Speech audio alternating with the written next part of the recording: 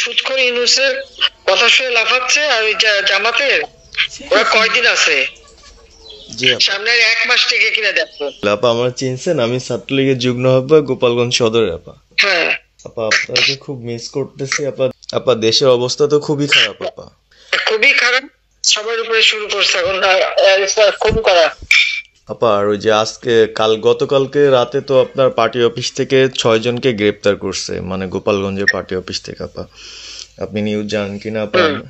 আমরা তো বাড়িতে ঘুমাইতে পারতেছি না আপা। এটা প্রশাসন খুব মানে খারাপ করতেছে, যৌথ বাহিনী অভিযান করতেছে আপা, এই অবস্থা। হ্যাঁ, ওখানে তো একজন শিবির আর একজন হলো ছাত্র দল, তাদেরকে বসাইছে এখন গোপালগঞ্জে। জি আপা, এটা আসলে গোপালগঞ্জের এখন আপা আমার আসলে আপনার সাথে অনেকদিন ধরে কথা বলার ইচ্ছা ছিল, বাট আপনি ধরছেন, অনেক ধন্যবাদ আপা।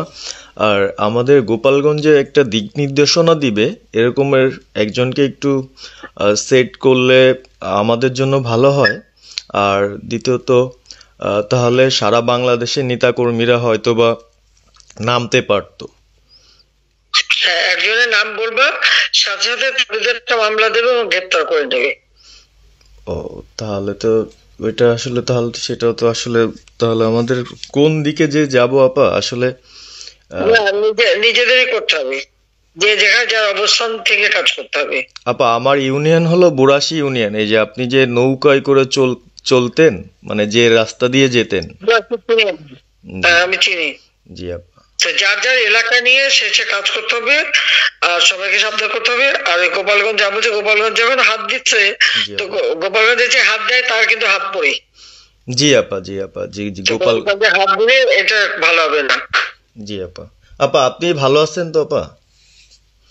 আমি ভালো আছি, আমি ঠিক আছে। আমি যে কথা বলছি সারা বাংলাদেশে, কারণ কালকেই প্রজ্ঞাপন দিছে। জি আপা।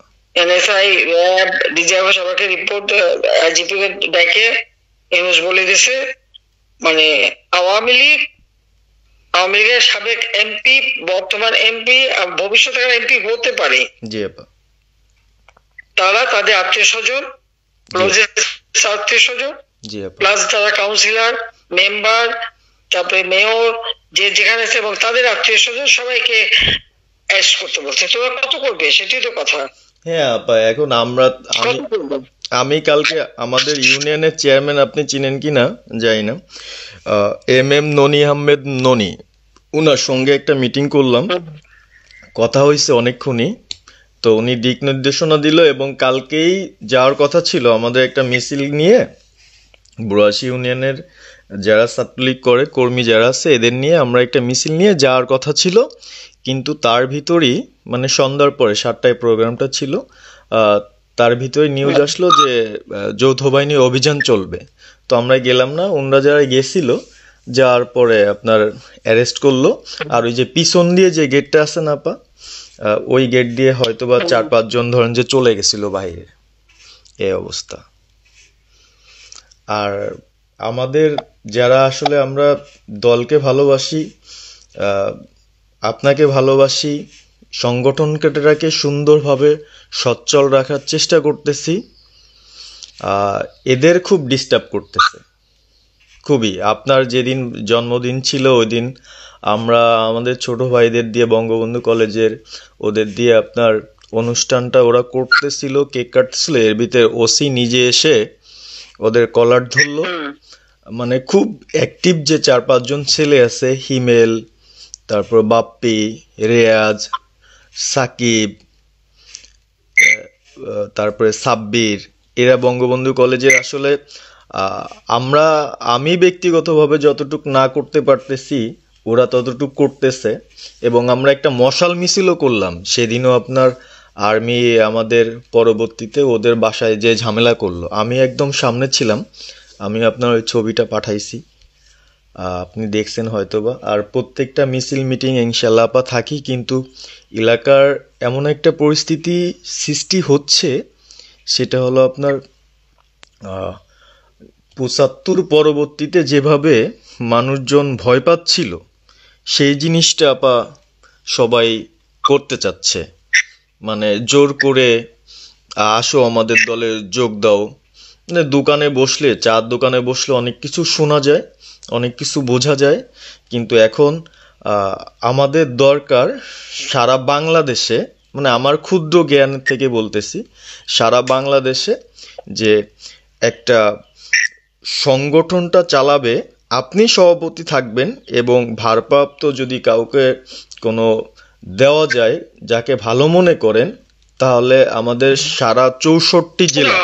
জি আপা, দাঁড়াও, এত পাকা কথা এখন বলার সময় না। সরি আপা। এখন যার নাম দেব তাকে সবার আগে অ্যারেস্ট করবে, আর তার নামে সবার আগে মামলা দেবে। জি আপা। আপা আমাদের মাঝে মাঝে ওই যে প্রেস, মানে কালকে যে প্রেসটা দিচ্ছেন এটা আমি সুন্দর পড়ছি, অনেক ভালো লাগছে এবং আমি আমার ফেসবুকে ছাড়ছি। হ্যাঁ, ওটা আমি নিজে দেখে দিছি, আমি কারেকশন করে দিছি এবং আমাদের ফেসবুক ওটা দেওয়া হচ্ছে, ওইভাবেই যাবে। আর আমাদের আমরা কয়েকজন নেতা ঠিক করে দিছি, তারা বিভিন্ন ইস্যুতে একটা করে স্টেটমেন্ট দেবে। জি আপা। আমার অনেক, তুমি নাম দিতে বলো, হ্যাঁ শেখ সেলিমের নাম দিয়ে দাও, সে চালাক। না উনি কিভাবে, উনি তো মানে আমাদের কে চালাবে? আমাদের কে চালাবে? আপনি যারে বলবেন। আমি যারে বললে তো হবে না, তোমাদের এই যে বাস্তবতা বুঝতে চাও না কেন? জি আপা। এখনই যার নাম দেবা তখনই সে অ্যারেস্ট হবে। তাহলে আপনি সাজার খান, হ্যাঁ সাজার খান নামছে, তাকে অ্যারেস্ট করছে। জি আপা। বসে বসে মানে কার কাছ থেকে কি পাকা কথা শুনে বলে তো লাভ নেই। জি আপা। এদের নরমাল, আমাদের তো নরমাল রাজনীতি করতে দেবে না। জি আপা। ওই ওসি যে ওসিকে কলার ধরছে, ওসির নাম কি, ওসির বাড়ি কোথায়, সেটা খোঁজ করে বার করো, আমায় পাঠাও। ঠিক আছে আপা, আমার আপা যদি সুযোগ থাকে আপা, আমি আজকেই আপনাকে ওই বিস্তারিত পাঠাচ্ছি, উনি কত সালে ঢুকছে সবকিছু পাঠাচ্ছি আপা আপনাকে। সবকিছু দাও, বললো যে 1 মাঘের শীত যায় না। ঠিক আছে আপা। 15 বছর দেশ বেতন ভাতা বাড়াইছি, রেশন বাড়াইছি, এই পুলিশের সবকিছু করে দিছি। জি আপা। আর্মিদের করে দিছি, এ পর্যন্ত যে কজন সব আমার প্রমোশন পাওয়া। জি আপা। আর এখন ওই সুদখোর ইউনূসের কথা শুনে লাফাচ্ছে, আর ওই জামাতের ওরা কয়দিন আছে, জি আপা। সামনে 1 মাস থেকে কিনা দেখো।